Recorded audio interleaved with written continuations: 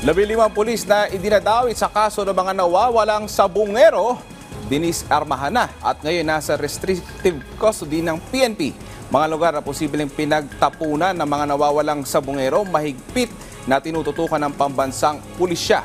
May report si Ryan Lesiges.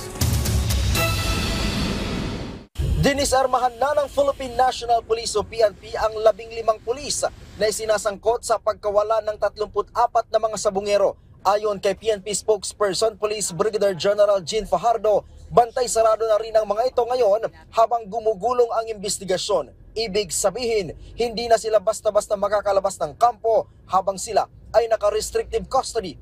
Ang standing protocol po dyan, kung magpapaalam po ay dapat po ay escorted po sila. Sang-ayon naman ang NAPOLCOM na isinailalim na ang mga ito sa restrictive custody matapos na masangkot sa kaso ng mga missing sabungero. Giit ni NAPOLCOM Vice Chairperson at Executive Officer Attorney Rafael Calinisan, sa ganitong paraan, mabilis na makukunan ng pahayag ang mga pulis kaugnay sa issue. Pagkakataon din na niya ito upang may pagtanggol ang kanilang mga sarili. Tiniyak naman ng PNP na binabantayan nila ang mga lugar na posibleng pinagtapunan o pinaglibingan ng mga nawawalang sabungero para hindi tumagal o mabago ng mga suspect. Baka mauna na sila doon at alisin yung mga posibleng remains and possible pieces of evidence na maaari pa nating marecover to help us give closure dito po sa mga kaso po ng mga missing sabungeros.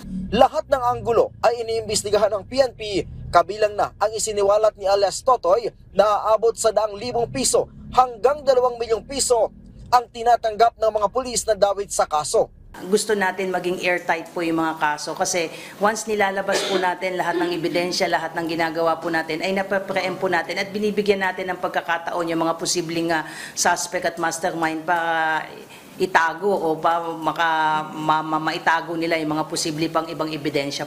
Nauna nang sinabi kahapon ni PNP Chief Police General Nicolas Torre III na Police Lieutenant Colonel Ania ang pinakamataas na ranggo at mula ang mga ito sa iba't ibang support unit ng PNP ang mga sangkot sa missing sabungeros. Meron ding galing sa Regions at Area Police Command. Sinabi din ni Torre na hindi lamang sila sa 15 nakatutok dahil posibleng madagdagan pa ito base sa pag-usad ng isinasagawang investigasyon.